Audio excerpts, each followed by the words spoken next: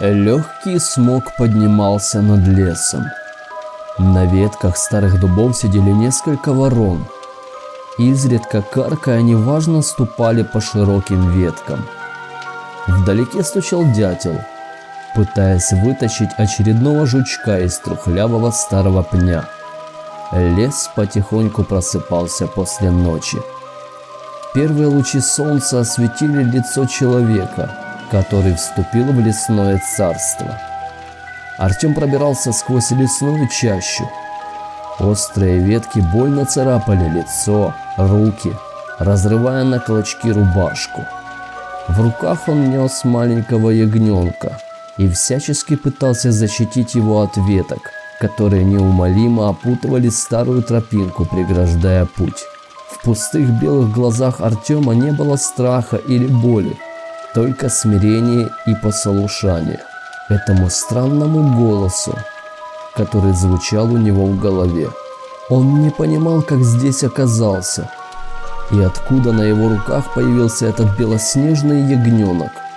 Он помнил, как выходил из парадного на улицу, собирался зайти в магазин купить хлеба и сок, или не собирался. Артем полностью утратил понимание того, что реально, а что плод страшных видений. Толстая ветка больно оцарапала щеку, и струйка крови начала капать на спину ягненка, отчего животное начало громко блеять, сильнее вжимаясь и пряча голову под мышку Артема. А голос в голове звучал все громче и все яростней. «Быстрее, нужно закончить ритуал. Идти недолго». Прижав к себе животное одной рукой, Артем выставил другую вперед и ускорил шаг по затянутой лозой и переплетенной ветками старой тропинки. С каждым шагом она становилась шире. Деревья своими кронами сплелись сверху, образуя арку. Тропа стала шире. Солнечный свет не мог пробиться сквозь густые ветки, и в полной темноте Артему на глаза попадались бесформенные светящиеся силуэты. Они медленно парили в воздухе, двигаясь к старому алтарю. Некоторые силуэты были похожи на людей с опущенными головами и скрещенными на груди руками, в старых лохмотьях вместо одежды, а лица были пусты и печальны. Из чащи донеслись рычания и звуки ломающихся веток. На тропу выпрыгнул огромный черный волк, но вместо одной у него было две головы, которые тянулись от туловища на длинных шеях. От его черной шерсти исходило оранжевое свечение, и казалось, животное горит. Волк издал громкий рык и схватил своей огромной пастью две маленькие души и, прыгнув в другую сторону, скрылся во тьме леса. Артем продолжил свой путь, прижимая к себе ягненка. На тропе стали появляться люди. Они стояли на коленях и что-то шептали себе под нос, и все время крестились. На большой поляне стоял древний алтарь, весь поросший густой травой. Артем положил ягненка и начал руками вырывать всю растительность на поляне. От усталости ныла спина, а руки покрылись кровавыми мозолями. Когда все было закончено, Артем подошел к алтарю. От него исходила легкая вибрация. Держа ягненка за шею, он начал шарить свободной рукой под каменным изваянием. Через время он нащупал маленький желобок, в котором лежал небольшой кинжал. Он достал его и, уткнув в белоснежную шерсть животного, сделал маленький надрез, отчего шерсть стала понемногу перекрашиваться в красный цвет. Он попытался глубже воткнуть кинжал в блеющее животное на алтаре, но не мог пошевелить рукой. Невидимые путы обвели ее и начали тянуть назад. Щеки вдруг начали гореть, а губы лопнули и кровоточили. Какая-то неведомая сила пыталась разжать его руку, которой он держал животное за горло. До его ушей донеслись громкие крики и детский плач. Крик становился все громче. Казалось, перепонки лопнут от такого резкого давления. Он несколько раз моргнул. Большая поляна с алтарем исчезла. Вместо нее в окружении высоких домов и тополей стояла детская площадка. Артем посмотрел вокруг. Несколько испуганных детей сидело в углу возле забора, прижимаясь друг к другу. За руки его держали их родители, пытаясь отодвинуть от посиневшего, задыхающегося мальчугана лет 4. Напротив него стояла жена и, плача, сильно хлестала по щекам. Артем почти убил своего сына. Схватившись за голову, он бросился бежать отсюда, расталкивая напуганных родителей. Перепрыгнув через низкий забор, он нырнул в арку. Перебежав дорогу под грозные сигналы движущихся автомобилей, спустился в метро и прыгнул в поезд. Пассажир, увидев перепуганного мужчину, с криком бросился в угол, закрывая голову. В руках у Артема был кинжал. Он спрятал его за пазуху и вышел на следующей остановке. Пересел в другой поезд и проехал в нем до конечной. Когда он вышел на улицу, уже начало темнеть. На небе стали появляться звезды. Город понемногу менялся. Из суетливого дневного рабочего спринта он медленно переходил в стадию легкого веселья. Артем медленно шел по широкой улице. Холодная сталь кинжала причиняла дискомфорт. Он никак не мог понять, что с ним произошло, что за видения, в которых он чуть не убил своего сына на глазах жены и соседей. Домой точно идти нельзя. На улицах тоже опасно. Наверняка у полицейских есть его фото и заявление от очевидцев. В животе заурчало. Артем забыл, когда ел в последний раз. Он проходил через летнее кафе. За столом под навесом сидела влюбленная парочка. Они пили красное вино и громко смеялись. У парня в тарелке лежал стейк, а у девушки стояла большая тарелка с салатом. В центре стола возле солонки и перечницы была тарелка с нарезанным свежим хлебом. Артем подошел к столу и схватил с тарелки кусок жареного мяса, положил на хлеб, взял тарелку и собрался уходить. Парень встал и, взяв Артема за груди, с силой дернул. Рубашка треснула, и на землю, звеня по асфальту, упал кинжал. Девушка, сидевшая за столом, вскрикнула, прижимая к рту руки. Парень отступил на шаг в нерешительности. Артем поднял кинжал и одним движением проткнул шею парня ниже кадыка. Кровь вмиг залила красивую рубашку и галстук. Парень, схватившись за горло, начал задыхаться. Он упал на колени, а затем на бок.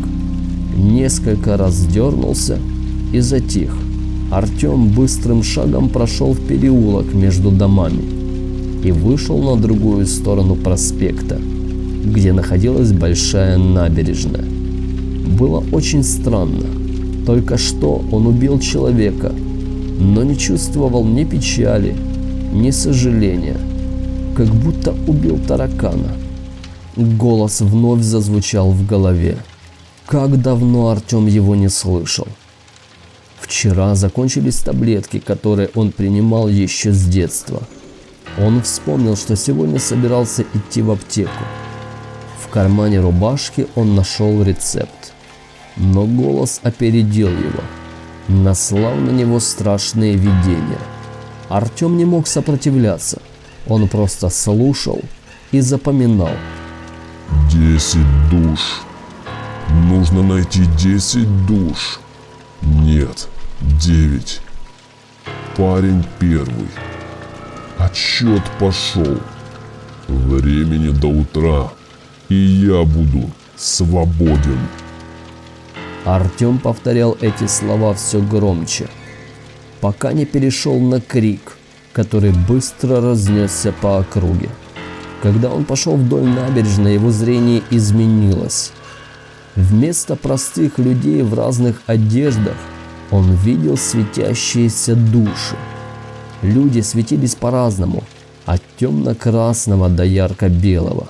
Чем душа чище, тем она светлее. Самый яркий свет исходил от детей. Но все они шли с родителями. Нужно было искать. Набережная закончилась большим парком. Артем увидел девочку лет 10. За ней покорно шла небольшая собака. Девочка то и дело подбрасывала ей маленькие куски сосиски. От нее исходило даже не коричневое, а черное свечение. Это сам дьявол в девичьем обличии, подумал Артем, думая о том, какой же свет исходит от него самого.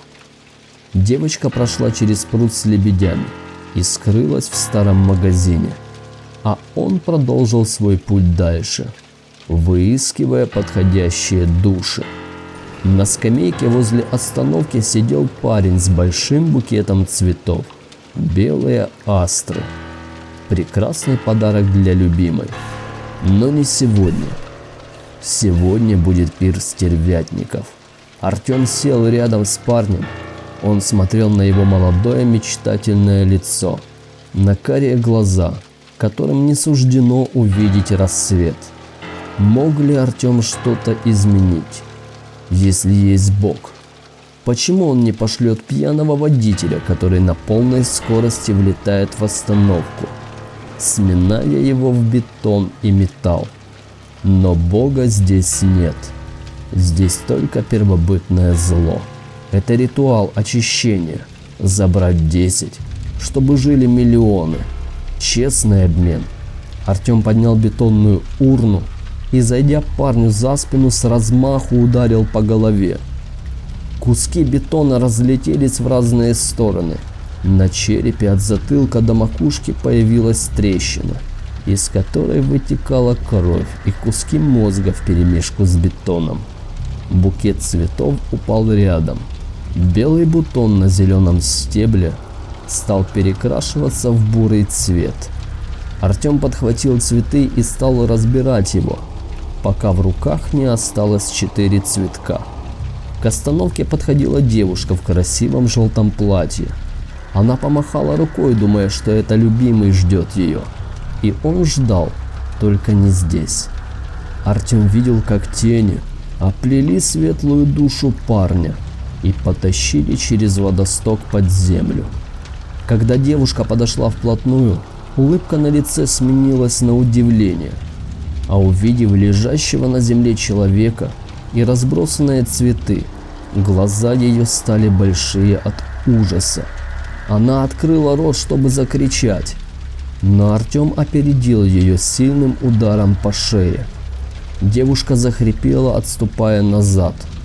Артем схватил ее за волосы и потащил за остановку, завалил на землю и несколько раз ударил по голове ногой. Он видел, как ее светлую душу обвили тени и утащили в преисподнюю. К остановке подъехал автобус. Артем зашел и, заплатив за проезд, сел на сиденье у окна, оставляя позади 2 бедолаг и цветы. Он вышел возле небольшой церквушки, подошел к массивным, расписанным крестами и иконами дверям и несколько раз дернул их. Послышались шаги, и замки захрустели. Когда дверь открылась, на пороге стоял мужчина с длинной бородой и в длинной черной рубахе. От него не исходило никакого свечения. В нем не было души. Артем, схватив его за бороду, 2 раза ударил по лицу кулаком. Поп смог вырваться и с грохотом закрыл дверь. Артем слышал только гул шагов, которые отдалялись от входа вглубь церкви. Сердце в груди больно сжалось. До рассвета осталось немного. Нужно собрать еще 7 душ и закончить ритуал. Артем вышел на широкий проспект и двинулся к центру. Навстречу ему медленной шаркающей походкой шла пожилая парочка. Одеты они были в старые одежды, которые вышли из моды еще лет 30 назад. Артема поразило, какое чистое свечение исходило от их душ. Они шли, опираясь на палочки, а свободными руками поддерживали друг друга. Слезы потекли по щекам. Артем собирался пройти мимо, но голос остановил его. Что такое смерть двух и жизнь миллионов? Это простая арифметика. Артем повиновался голосу и пошел вслед за стариками. Когда они свернули с проспекта и прошли несколько шагов по темной улочке, Артем выхватил трость и начал бить стариков. Даже когда тени утащили души несчастных, он продолжал наносить удары, пока трость не лопнула. Затем откинул ее и медленно побрел назад по проспекту. Ночь отступала. Улица понемногу стала перекрашиваться от черного в серый цвет, а потом и совсем посветлела. Артем шагал по пустому проспекту, а его шаги с гулом разносились по округе. Яркая вспышка света заставила его остановиться. От неожиданности он упал на спину. Внезапно проспект исчез. Вместо него появилась маленькая белая комната, а он лежал на мягком полу. Он услышал крик у самого уха: «Разряд!» Через секунду все его тело подбросило на месте. Артем разорвал на себе рубашку. На груди появились два красных прямоугольных пятна. Очень болели ребра и сердце. «Еще разряд! Полная мощность! Мы его теряем!» Он видел, как электрическая дуга пробежала по телу со скрипучим звуком. От груди начал подниматься легкий дымок. Белые стены начали рушиться. Вместо них начали появляться серые стены и разноцветные балконы многоэтажек. Он видел верхушки высоких тополей. Они медленно раскачивались взад и вперед, поддаваясь ветру. «Пульс есть, мы вернули его!» Медики погрузили Артема на каталку и повезли к карете скорой. Возле него шла плачущая жена, которая держала на руках их сына. Малыш тоже плакал и тянул свои маленькие ручонки к отцу, но мать крепко прижимала ребенка к себе. Артем заплакал, думая о том, что это просто сон. Он думал, что потерял сознание на площадке, и мозг начал рисовать страшные образы в голове. Двери машины с грохотом закрылись. Она завелась и поехала, оставляя позади детскую площадку, плачущую жену с сыном и кучу зевак. Из разорванного кармана рубашки вывалился маленький клочок бумаги. Один из врачей поднял его. Это рецепт сильного успокоительного. Такое прописывают буйным шизофреникам. В полной тишине санитары вопросительно переглядывались, бросая неловкие взгляды на пациента с капельницей. На измученном и уставшем лице Артема вдруг заиграла улыбка. «Я вижу ваши души!» Он вырвал из вены иглу и несколько раз ударил в шею одного санитара. Паника охватила всех.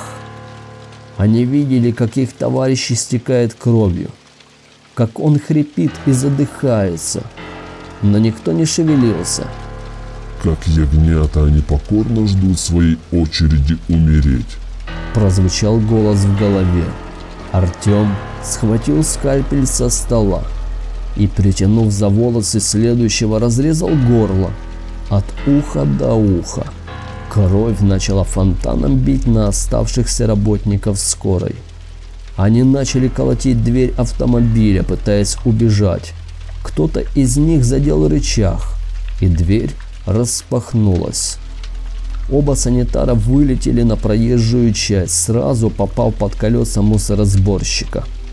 Водитель красного мустанга, который залюбовался высокой брюнеткой с пышными формами, ничего не заметил, как и не заметил того, что машина скорой резко остановилась, и он на полной скорости влетел в нее, припечатывая Артема к своему капоту. «Слабак!»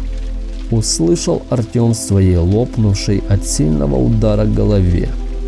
Водоворот из гниющей плоти, червей и грязи открылся и забрал его душу в ад. Спасибо большое, что вы с нами. Мы ценим всех и каждого из вас. Подписывайтесь на канал, ставьте пальцы вверх и помните, дальше больше.